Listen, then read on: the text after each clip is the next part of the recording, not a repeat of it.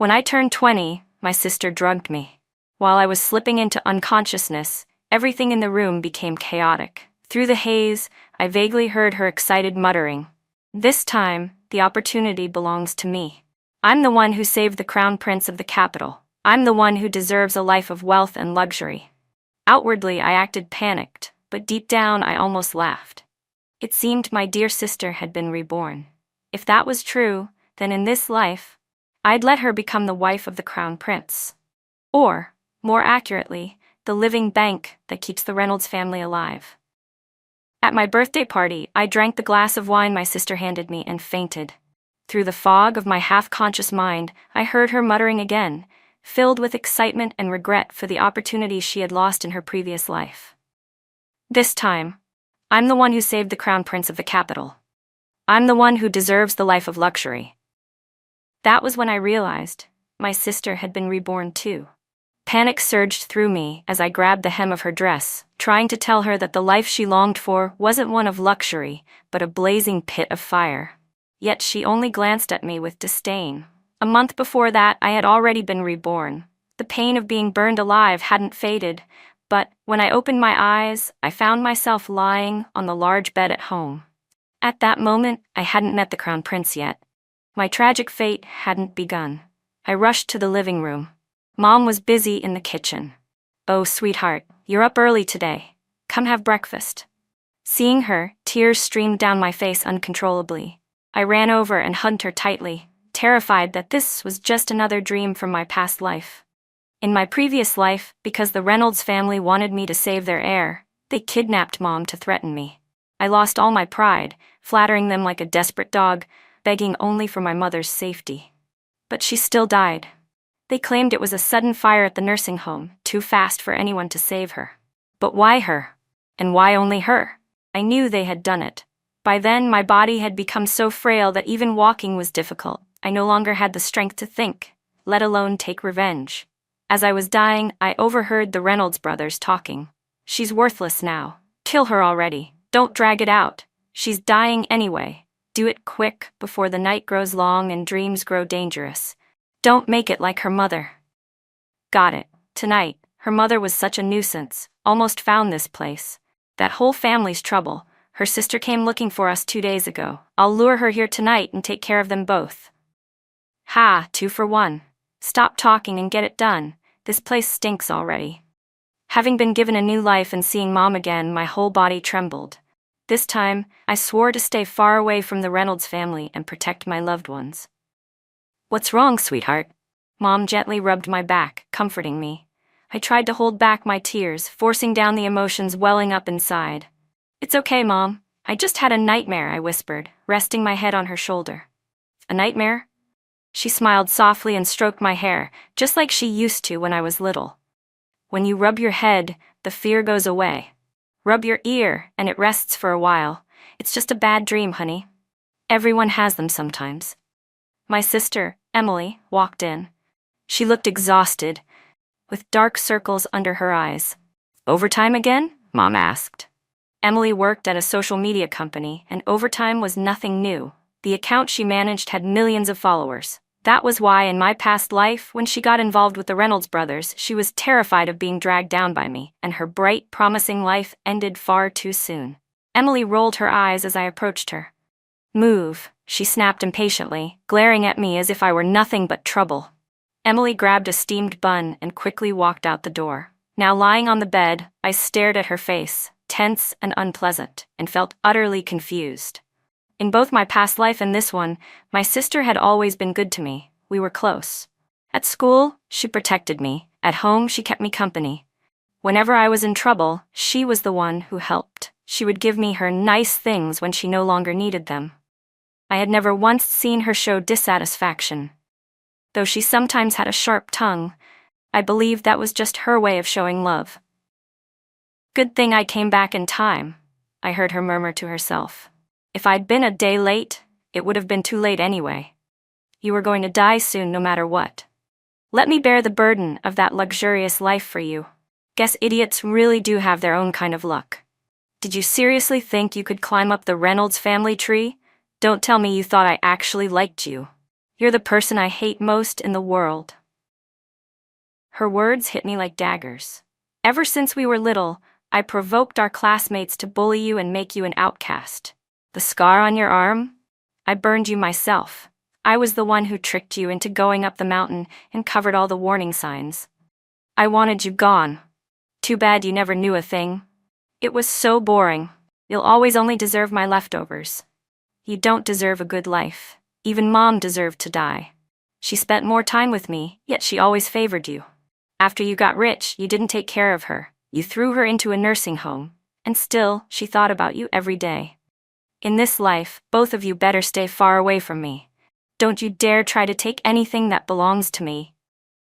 Emily kicked me hard, then strutted out the door as if nothing had happened. In my previous life, I met Ethan Reynolds, the crown prince of the capital, on my 20th birthday. It was in a narrow alley, a few dozen yards from the back entrance of a bar. He had been hit by a car and was lying in a pool of blood. I called an ambulance and stayed by his bedside while he was in a coma. When he woke up, he said he wanted to repay me and asked me out several times. Gradually, I fell in love with him. He told me he had a former wife who had divorced him because she was too focused on her career. I believed him. Back then, I didn't notice the fleeting cruelty that crossed his eyes. On our wedding day, I thought I was the luckiest woman alive, to have such a talented, loving husband. But I never imagined that he had only used me. Much later, I discovered the truth. The driver who hit him that night was his ex-wife's brother. His ex-wife had died because of him, but the police couldn't find evidence. Her brother, dying from a terminal illness, wanted to avenge her before his death and rammed his car into Ethan. If not for my misguided compassion, Ethan would have died that night. After marrying him, I was beaten, humiliated, drained of blood, and even had my kidney taken. I regretted my foolish kindness countless times.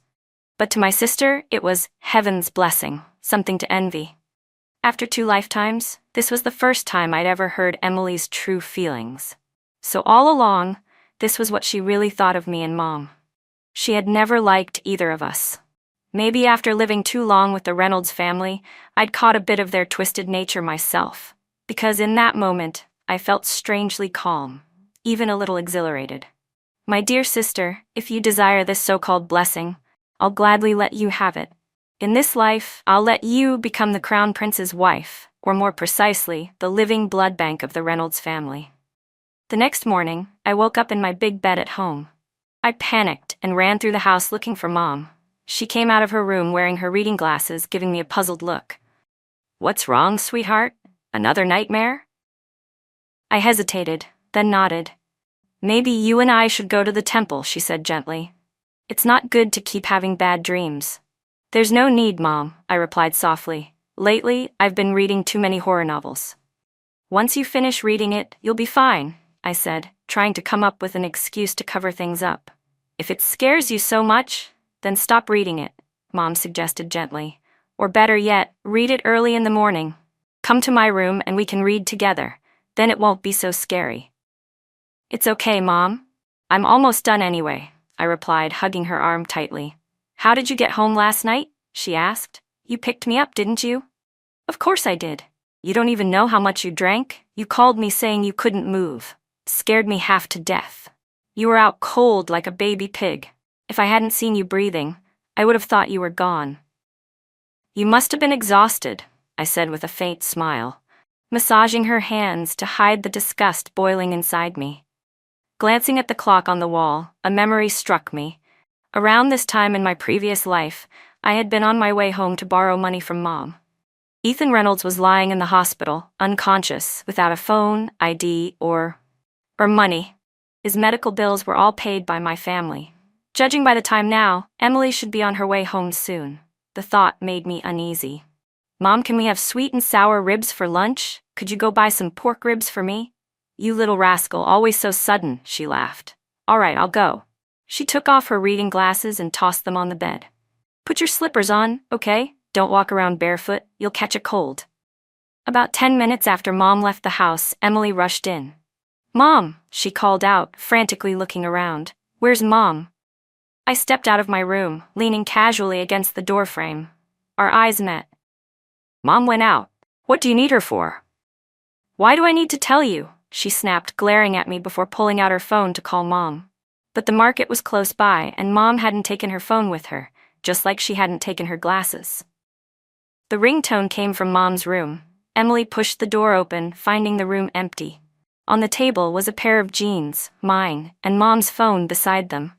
A few days ago, the side of that pair of jeans had torn when I got off the bus, and Mom had been mending it for me. Emily picked them up, glanced at the rip, and scoffed before tossing them aside. Seriously? These torn-up jeans are worth fixing? In my past life, I'd thought the same thing. The jeans had cost barely a few dollars, yet Mom had spent half a day sewing them. Back then, I thought it was a waste of time. Why bother patching up something so cheap instead of enjoying life? But now I understood. That was Mom's life. She loved sewing. The TV, the fridge, the washing machine, the chairs, even the nightstand, all had handmade covers she'd sewn herself. She truly loved creating things. What do you want, Emily? I asked calmly. She narrowed her eyes. You've grown bold, huh? Talking to your sister like that? Since the day you drugged me, Emily, you stopped being my sister, I said coldly. Her eyes widened in surprise. So, you found out?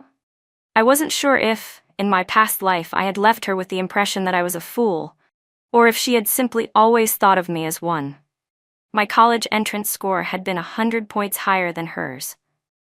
How could I possibly be stupid? Even a fool can still hear. And last night, she had muttered everything right in front of me. No matter how dumb she thought I was, anyone would have understood. Well, so you figured it out, she said mockingly. Doesn't matter. Soon enough, we won't even be on the same level anymore. Her eyes swept over me with disdain as she sat down on Mom's bed. The sound of a faint crack followed. Mom's glasses were crushed beneath her. Those glasses had been a gift from me. Now, they were broken under Emily's careless weight. I'll wait here for Mom to come back, she said arrogantly. Even if she comes home, she won't give you any money, I interrupted. You came back too? She asked, briefly startled. So what if you did? I'm the one who saved the Reynolds family's heir now. Then you shouldn't be using our family's money, I replied evenly. Otherwise, your noble title as their savior won't stay very clean. If I tell Ethan Reynolds the truth, I said softly, do you really think he'll still want to marry you? Emily froze. I knew her well enough to see through her fears. The only reason she could surpass me in that previous life was because she carried the title of savior. The woman who supposedly saved the crown prince of the Reynolds family. In everything else, looks, figure, intelligence, and her understanding of their world, she could never compare to me. She hesitated, so I pressed further. If the Reynolds heir finds out that you actually had money, yet used our family's savings to save him, do you think he'll still be grateful? You spent a little bit of savings in exchange for the Reynolds family's empire. Don't you think that's a bargain?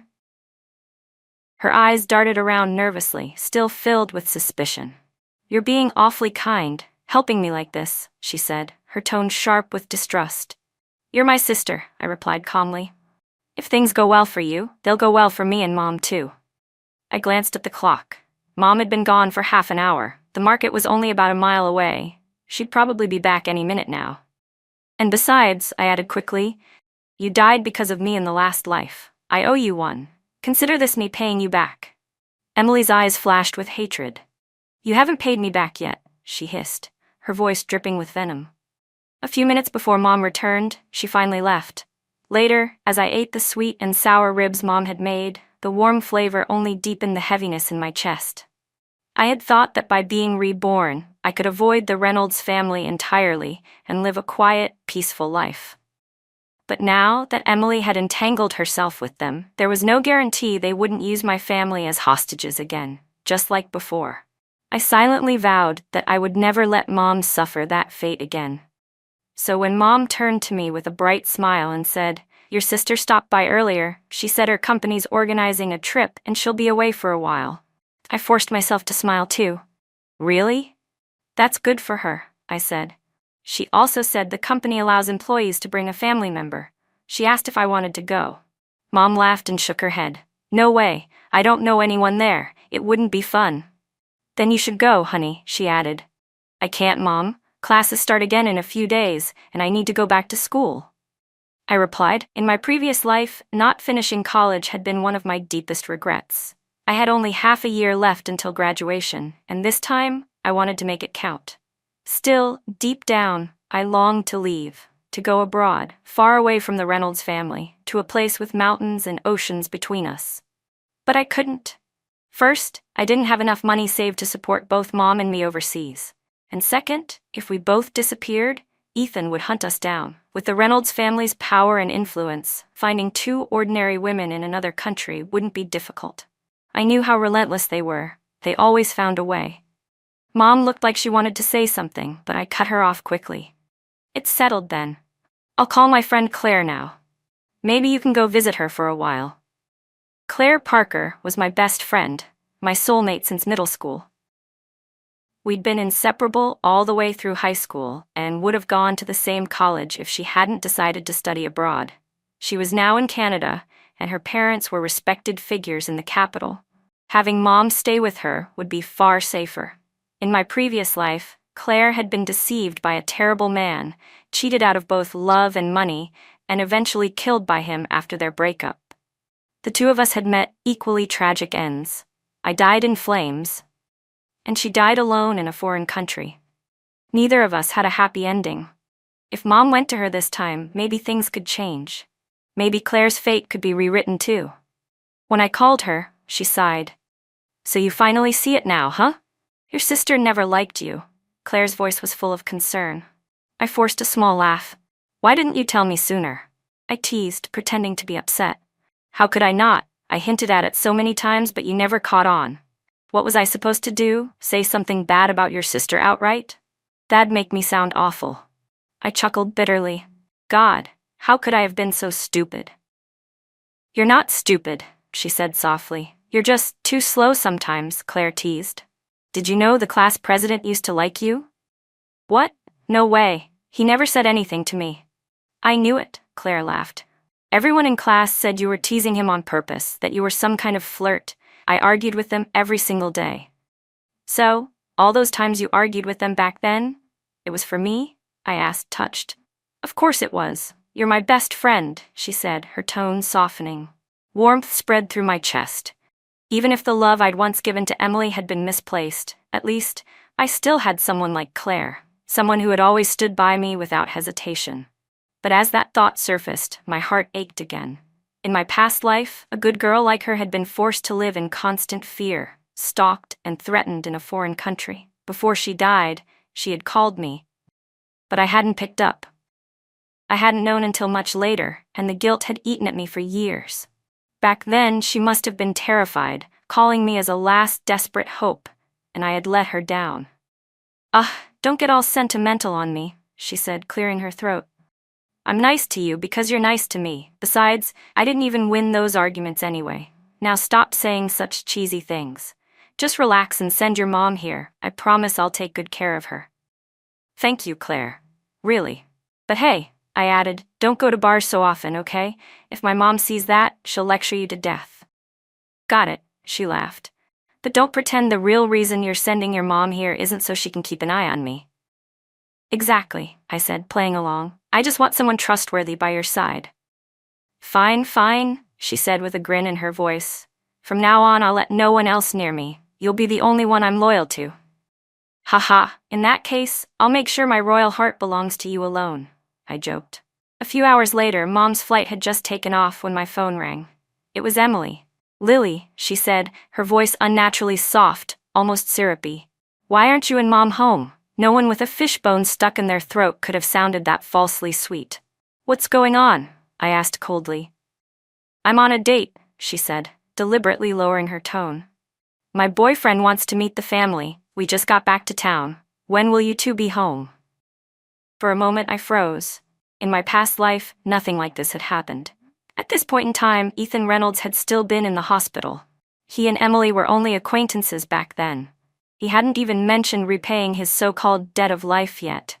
It seemed this time, Emily was much more impatient. Mom and I are out shopping, I replied smoothly. I'm meeting some friends later to see a movie, so I probably won't be home until tonight. What about Mom? She pressed. She was home when I left this morning, I said calmly. But she probably went out to visit friends by now. I heard Mrs. Tran's daughter just gave birth. Mom might have gone to the hospital to see her. I couldn't let Emily or Ethan know that Mom had already gone abroad, not until she settled down safely with Claire. The movie will still be there tomorrow. You should come home and meet your brother-in-law, Emily said pointedly, dragging out the last two words. I don't have the house key, I lied quickly. And I already made plans. I can't cancel now. Then I'll come pick you up after you're done. You can head home with me, she offered sweetly. Absolutely not. Ethan Reynolds wasn't the kind of man you could meet casually. Just thinking of his face made me uneasy. If he'd shown up at my house now, it was for a reason, and whatever that reason was, it wouldn't be good. All right then, Emily said when I didn't respond. We'll wait for Mom a bit longer. If she went to the hospital, she won't be back soon anyway. Mrs. Tran will definitely make her stay for lunch. Maybe I'll call her again. Sure, go ahead, I said coolly.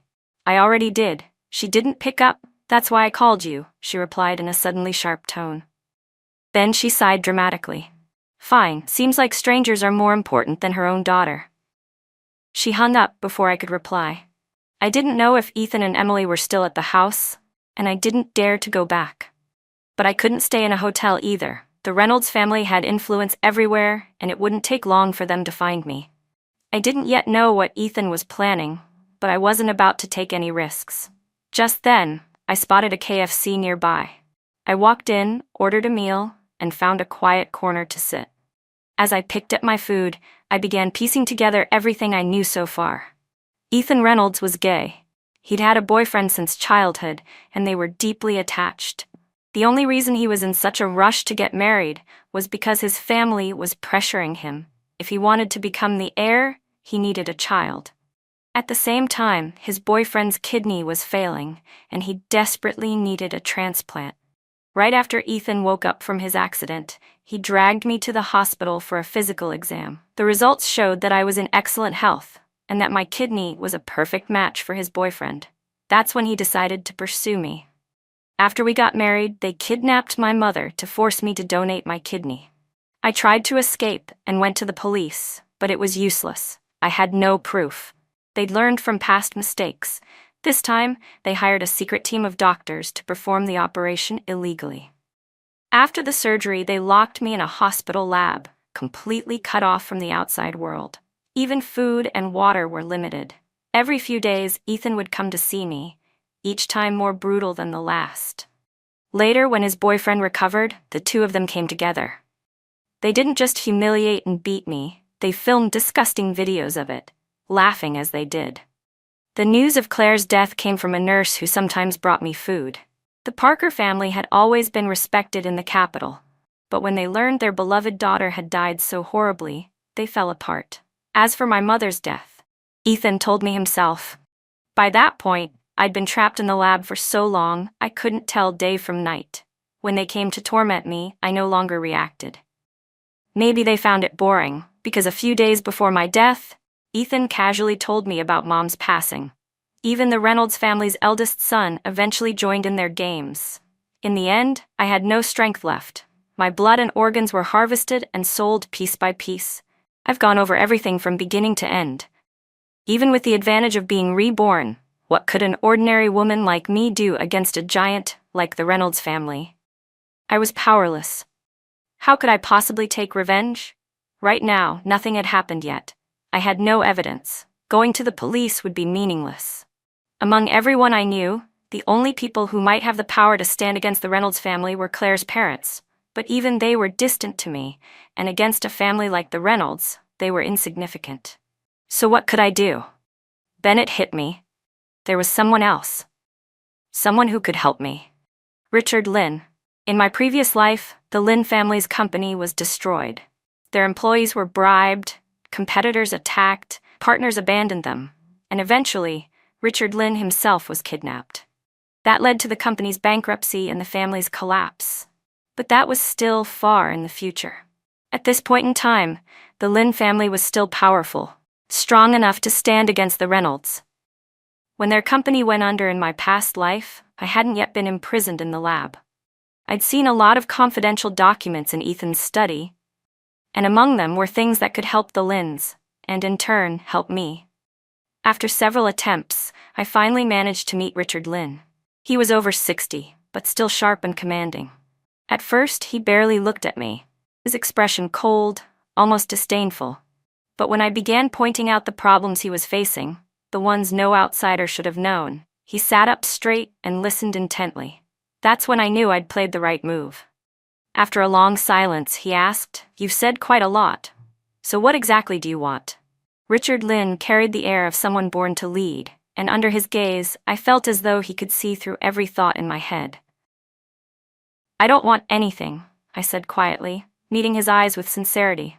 "I just want to see the Reynolds family fall, and Ethan Reynolds dead. I believe that aligns with your own goals, doesn't it?" He gave a dry laugh. "Our rivalry is just business competition. There's no need to go as far as life and death." "Maybe you think that," I said calmly, "but Ethan doesn't.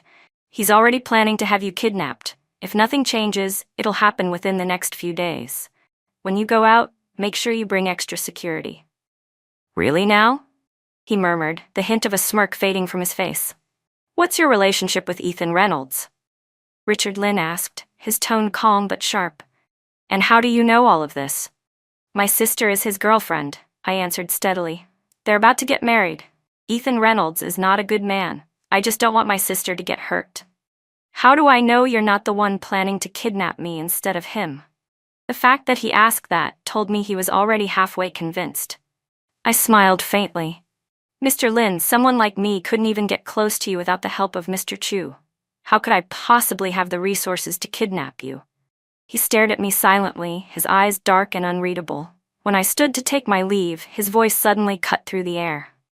"Be my woman," he said. I froze, whipping my head toward him. His expression didn't change, it was calm, almost too calm.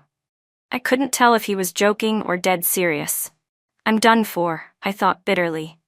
The last thing I wanted was for my potential ally to be a man who only saw me as a body to possess. "That's not possible," I said flatly. My voice was cold, but inside I felt like the sky had gone pitch black. "I'll give you $300,000 a month. Not even $3 million, I said quietly, would make me say yes." A flicker of disappointment passed through me. I'd hoped that maybe, as a seasoned businessman, he was testing me, that this was some kind of power play. But his next words made it clear that wasn't the case. "I've already done you a huge favor," he said suddenly, his gaze turning razor sharp. My fingers tightened around the small knife hidden in my jacket pocket, while my other hand hovered over my phone, ready to call the police. "This should be a mutually beneficial partnership," I said evenly, refusing to show fear. There was a long, tense silence before Richard Lin chuckled softly. "You're quite cautious, aren't you?" he said, waving a dismissive hand. "All right, you've made your point. Thank you for the warning. I'll have my son reach out to you later." I nodded slightly, keeping my guard up until his assistant escorted me out of the building. Walking along the busy avenue, surrounded by the hum of traffic, I finally felt safe again. The hand gripping my knife was stiff and trembling. It took me a while before I could even relax my fingers. I'd already died once. I wasn't going to let it happen again. In that moment, I made up my mind. Once I was done with the Reynolds family, I would take Mom and disappear. When I unlocked the door to my house, I froze. 2 pairs of shoes sat by the entryway, a pair of high heels and a pair of men's leather shoes, both expensive. Ethan Reynolds was here. I knew it the second I saw those shoes. The men's pair was handcrafted, custom-made, the same kind I'd seen at Ethan's place in my past life. They weren't sold anywhere. They were made by a private artisan. Emily stepped out of the kitchen, wiping her hands. "Lily, you're back. Come eat, I cooked tonight." Behind her, a familiar silhouette appeared. The keys slipped from my trembling hand, clattering loudly against the floor. It was Ethan Reynolds. But something was wrong. The man standing there wasn't the Ethan from this timeline. It was the Ethan from years later, from right before my death. The one who had seized half of the Reynolds empire, powerful beyond anyone's reach. No wonder things were different this time. No wonder he'd shown up here. He had been reborn too. "What's with that clumsy face of yours?" Emily turned to glare at me, but as soon as she faced Ethan again, her expression softened into a sweet smile. "This is my boyfriend," she said brightly. Say hi to your brother-in-law. Ethan's eyes locked onto mine. The weight of his stare made every hair on my body stand on end. I couldn't bring myself to speak. Even after being reborn, I hadn't become any braver. I was still the same coward, the same fool. Under his chilling gaze, I instinctively wanted to back away. Could I really take revenge on this man? Before I could think further, Ethan's lips curved into a cold, knowing smile. His voice was deep and low, like a winter wind brushing against my skin. We're not married yet. No need for her to call me brother-in-law, he said lazily. Don't just stand there. Sit. He pulled out the chair next to Emily and sat down, motioning toward the table. You came back at the perfect time, Emily said, pretending everything was normal. Dinner's ready. I carefully avoided him and sat on the opposite side of the table. Your little sister seems afraid of me, Ethan said, staring straight at me, his expression growing stranger by the second. There was something in his eyes, sharp, knowing, almost too knowing. He had noticed something. Logic screamed at me to stay calm, to hide every trace of what I was truly thinking. I couldn't let Ethan Reynolds find out that I had been reborn too. But emotionally, it was hard to control the fear he triggered in me. I took a deep breath, forced myself to look up, and smiled politely. I'm just not good with strangers, I said lightly. I've always been an introvert. If I can stay home, I stay home. If I don't have to talk, I won't. Ethan already knew that about me. Haha, what a cute little sister, he said mockingly. I ignored him, picking up my phone and pretending to scroll through it, though my mind was racing for a way out. Ethan was intelligent, cruelly intelligent. Otherwise, he wouldn't have been able to torment me so methodically in my previous life. Why had he been so obsessed with me back then? There were plenty of people with compatible kidneys, plenty of women who could have carried his child. Why me?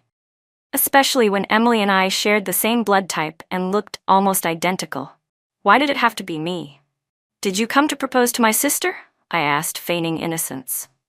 That's right, Ethan said smoothly, nodding. Would you give me your blessing to marry her? His gaze stayed fixed on me. Calculated, vile, nauseating. Then why'd you come empty-handed? I looked around, pretending to search for a ring box. When my eyes met Emily's, I caught the flash of malice on her face. There was even a red mark on her arm. My pulse quickened. They weren't even married yet, and Ethan was already marking her. After being reborn, he'd become even more depraved. Emily wrapped her arm around his shoulders, her voice soft and flirtatious. Ethan, why are you staring at my sister so much? Is she prettier than me? Ethan smirked, his hand sliding behind her to grab her shamelessly. Of course not, sweetheart. You're the most beautiful. The atmosphere thickened into something filthy. For a second, I wondered if I'd accidentally walked into the wrong kind of scene. Knowing them, they might actually do something obscene right there in front of me. In my last life, I'd only ever known fear when I saw him. And even now, I couldn't tell what he was thinking. But one thing was certain. He was insane. Because the next moment, he glanced at me, his eyes gleaming with something twisted, and bit Emily's waist hard. Emily let out a playful shriek, then kissed him, shaking her hips as she sauntered off toward the kitchen. The disgust churning inside me was stronger than the fear now. Lily, you came back too, Ethan said casually. Back? His tone was deliberate, he wasn't just making conversation. This is my home, I replied, forcing my voice to sound calm. Of course I came back. Lily, he said, smirking. I'm not an idiot. He reached into his pocket and pulled something out, a leather collar. My entire body went cold as if plunged into ice. I recognized it instantly. It was the same collar he'd forced on me after they kidnapped my mother in my past life. Back then, desperate to keep her alive, I had done everything, begged for her life. Seeing that collar again made the humiliation of those days crash over me like a wave. I clenched my fists, forcing my expression to stay calm. Do you raise pets now? I asked, pretending to sound casual. That's right, he said, standing slowly, his eyes never leaving mine.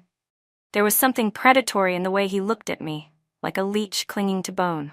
But one of them ran away, and left another dog pretending to take its place. She was my favorite.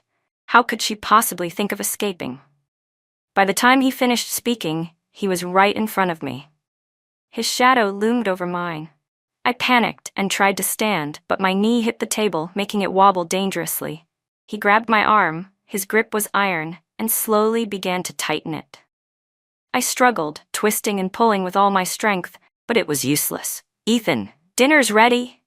Emily's voice called sweetly from the kitchen. He froze for a single second, then released me and walked away as if nothing had happened. At that moment, Emily's voice sounded like it came from heaven itself. I didn't know what kind of hold she had over him, but I knew it wouldn't last. Ethan Reynolds couldn't be controlled forever. I ran to my room, locked the door, and with shaking hands typed a message to Richard Lynn. "Move fast, Ethan's lost his mind." A few minutes later, my phone rang. "Hello?" I whispered, keeping my voice low. "Hello, this is Ryan Lynn," a man said on the other end. The name struck something in my memory. Ryan Lynn, my high school class president, had the same name, but now wasn't the time to reminisce. "You're Mr. Richard Lynn's son?" I asked quietly. "Yes," he confirmed. "My father asked me to tell you, we found the person you mentioned. He really did steal our company's trade secrets." Relief flooded through me. That meant the first step had succeeded. I'd gained the Lynn family's trust. "Is everything all right on your end?" Ryan asked. "There are guests at my house," I said vaguely, careful not to speak Ethan's name in case he was listening. "Ethan Reynolds is at your place?" Ryan's tone sharpened. "Yes. Can you do something?" "I'll act fast," he said. I could already hear faint footsteps outside my door. "Make it soon," I urged under my breath. "The deadline's close." "I understand. You'll hear back in 2 days at most. Stay cautious." There was a knock at my door. Sharp, deliberate. Knock. Knock. Knock. My heart froze. "Who is it?" I called, forcing my voice steady. "Lily." Ethan's low, chilling voice seeped through the wood. "Come eat." It was the same voice that had once whispered like a demon in my nightmares. Everything went black. When I came to, I was tied up in an abandoned warehouse near my neighborhood. The air smelled of dust and rust. Outside, I could hear faint footsteps. They were searching for me, but not to rescue me. I tried to move, but my body was weak. Gritting my teeth, I rolled over and banged my head against the heavy iron door, desperate to make noise to be found. But no one stopped. No one even turned their head. Then I heard it. The sound of leather shoes striking concrete. I'd heard that sound thousands of times before in my past life. Even without seeing him, I knew. Ethan Reynolds. No one else could make my blood freeze like that. I hadn't offended anyone else this time. Only him. In my previous life, he'd captured me once. Now it had happened again. I'd heard rumors that the Reynolds family had already fallen, that the entire clan had been arrested. I'd let myself relax, thinking it was over, but I should have known better. Ethan Reynolds wasn't the type to go down easily. About a week after he'd last left my house, Mom had gone to Canada with Claire. She never called, saying she wanted to come back. Because she was there, the man who killed Claire in my past life never found her this time. Under the Lynn family's relentless pressure, the Reynolds empire had begun to crumble. Their eldest son, the heir, was the first to be arrested on charges of selling national secrets, tax evasion, and corporate espionage. And like a snowball rolling downhill, their crimes kept piling up. Within 3 days, 10 major charges had been linked to the Reynolds family. Their massive corporation couldn't withstand the blow and started collapsing fast. A few days later, I passed along more information to the Lynns, details about the Reynolds' hidden assets. Soon after, those accounts were exposed, their secret properties seized. That's when I made my biggest mistake. I let my guard down. I went out to take out the trash without paying attention. I hadn't even reached the dumpster when something heavy struck my head, and everything went dark. When I woke up, I was here. As for how I knew it was an abandoned warehouse near my home, it was written right on the wall, storage unit. And outside, I could still hear the loudspeaker from the small supermarket nearby, blaring a promotion. "Lily." His voice crawled through the air like a serpent. Ethan walked up to me, grabbed a fistful of my hair, and forced my head up until I met his eyes. "You still planning to run?" he said softly, his voice calm but terrifying. He looked awful, his once flawless suit wrinkled and dirty. The man who'd always prided himself on perfection now looked like a predator cornered. He smiled, a grotesque curve of his lips. "You and Richard Lynn. Working together, huh?" His hand slid from my hair to my temple, his fingers tracing down the side of my face, slow and invasive. "Did he treat you well?" he whispered. "Better than I did?" Every word dripped with venom. He was like a deranged animal, unable to say 3 sentences without turning them into something obscene. "Why did you betray me, Lily?" he hissed. "I treated you so well." He yanked my hair again, so hard it felt like my scalp was tearing. Tears spilled silently down my cheeks. He laughed harder when he saw me crying. His tongue slid across my cheek, catching a tear that had just fallen. "You missed me too, didn't you?" he whispered.